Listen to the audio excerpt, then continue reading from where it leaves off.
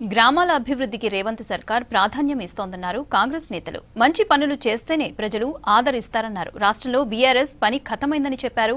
2 ఏళ్లుగా ప్రజాపాలన అందిస్తున్నామని ప్రతిపక్షాలు ఓర్వలేకనే విమర్శలు చేస్తున్నాయని మండిపడ్డారు కాంగ్రెస్ లీడర్లు.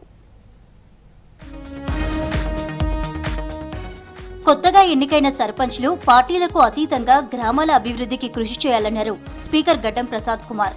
వికారాబాద్ నియోజకవర్గంలో 137 గ్రామ పంచాయతీల్లో కాంగ్రెస్ బలపరిచిన అభ్యర్థులు 105 మంది సర్పంచ్లుగా గెలవడం శుభ పరిణామమని తెలిపారు.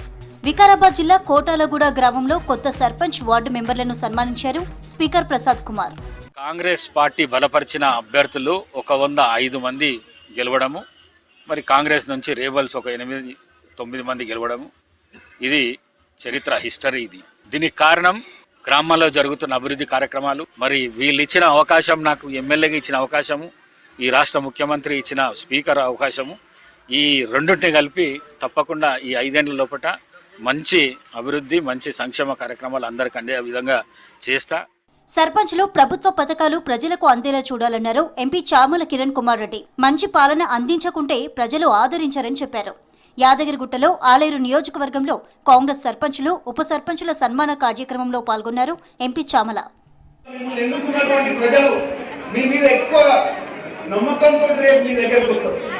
నిన్నటిదాకా వాళ్ళు చాలా మంది ఎమ్మెల్యేని కలిసే ప్రయత్నం చేసినా ఎమ్మెల్యే గారు అందుబాటులో ఉంటారు, అందరికి కలవలేని పరిస్థితి.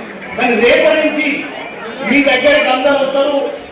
లేని వాళ్ళు వచ్చినప్పుడు వాళ్ళకి న్యాయం చేయడానికి ప్రయత్నం చేస్తే మీరు ఈరోజు సర్పంచ్గా కాదు, రేపు ఇంకా పెద్ద ఎన్నికలలో డిప్యూటీసీ అయ్యే అవకాశం ఉంటుంది. రేపు అవసరం వస్తే కౌన్సిల్లో ఇంకా పెద్ద ఎన్నికలు చేసే అవకాశం ఉంటుంది.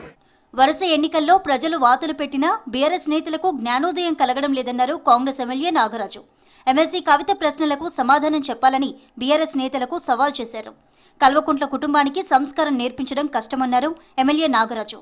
ఎంత దురహంకారం అంటే పిల్లకు జీవితకాలం వారికి ఉన్నది, కల్వకుంట్ల ఫ్యామిలీకి ఉన్నదంతా కూడా దురహంకారం, అసత్యాలు, దౌర్జన్యాలు, దోపిడీలు, అవినీతి పునాదులపైన తెలంగాణను, మన ప్రజలను, రాష్ట్రాన్ని తెచ్చిన వాళ్ళం, త్యాగమూర్తులం, మేము పోరాట యోధులం అని చెప్పి ప్రజలను మభ్యపెట్టి కోట్ల కొల్లుగొట్టి ఈరోజు మొత్తం అప్పుల కుప్ప చేసిన మీరు ఈరోజు మాట్లాడడం సిగ్గుచేటు.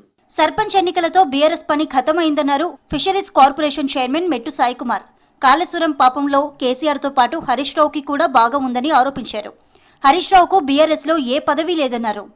హరీష్ రావుకే కుర్చీ లేదు. ఎడ బీఆర్ఎస్ పార్టీ మీటింగ్ లా, టీఆర్ఎస్పీ మీటింగ్ లా ఈ తోపు తురుంకానికి లేదు మర్యాద. ఇక ఈయన వచ్చి మాట్లాడతారు ముఖ్యమంత్రి రేవంత్ రెడ్డి గారి కోసం. హరీష్ రావు గారు ముందు మీ పార్టీలో మీ స్థానం ఏంది? ఎమ్మెల్యే అంతే. పార్టీలో నీకు ఎక్కడ పోస్ట్ లేదు.